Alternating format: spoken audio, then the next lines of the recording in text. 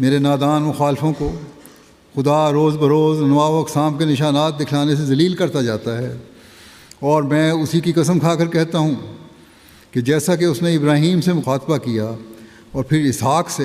اور اسماعیل سے اور یعقوب سے اور یوسف سے اور موسیٰ سے اور مسیح ابن مریم سے اور سب کے بعد ہمارے نبی صلی اللہ علیہ وسلم سے ہم کلام ہوا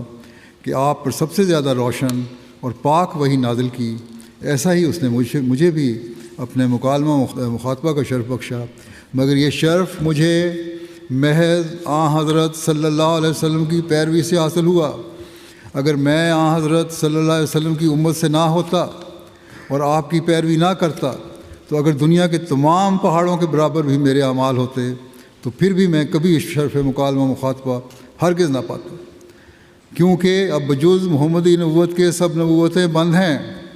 شریعت والا نبی کوئی نہیں آ سکتا اور بغیر شریعت کے نبی ہو سکتا ہے، مگر وہی جو پہلے امتی ہو۔ بس اسی بنا پر میں امتی بھی ہوں اور نبی بھی، اور میری نبوت یعنی مکالمہ مخاطبہ الہیہ حضرت صلی اللہ علیہ وسلم کی نبوت کا ایک ذل ہے، اور بجوز اس کے میری نبوت کچھ بھی نہیں۔ وہی نبوت محمدیہ ہے جو مجھ میں ظاہر ہوئی، اور چونکہ میں محض ذل ہوں اور امتی ہوں، اس لیے جناب کی اس سے کچھ کسر شان نہیں، اور یہ مکالمہ الہیہ جو مجھ سے ہوتا ہے یقینی ہے۔ اگر میں ایک دم کے لیے بھی اس میں شک کروں تو کافر ہو جاؤں اور میری آخرت تباہ ہو جائے۔ اور اسی بات پر یہ لوگ الزام لگاتے ہیں کہ آپ نے فرمایا کہ میں ذل ہوں، اور جو نبوت مجھ پر ظاہر ہوئی ہے یہ وہی محمدی نبوت ہے۔ یہ الزام لگانے والے کچھ تو عقل سے کام لیں۔ اس کا تو مطلب یہی ہے کہ نبوت محمدیہ کو، شریعت محمدیہ کو پھیلانے کے لیے، اس کی اشاعت کے لیے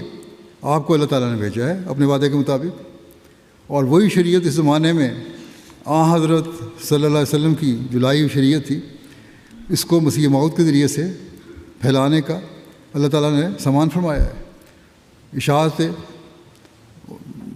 اسلام کے کام مسیح موعود کے ذمہ تھا، اور یہ اللہ تعالیٰ کا وعدہ تھا جو قرآن کریم میں وآخرین منہم لما یہلکوا بہم کہہ کر اللہ تعالیٰ نے فرما دیا تھا۔ جماعت کی ترقی اللہ تعالیٰ کی تائیدات کا ثبوت اس بات کا ثبوت ہیں کہ اللہ تعالیٰ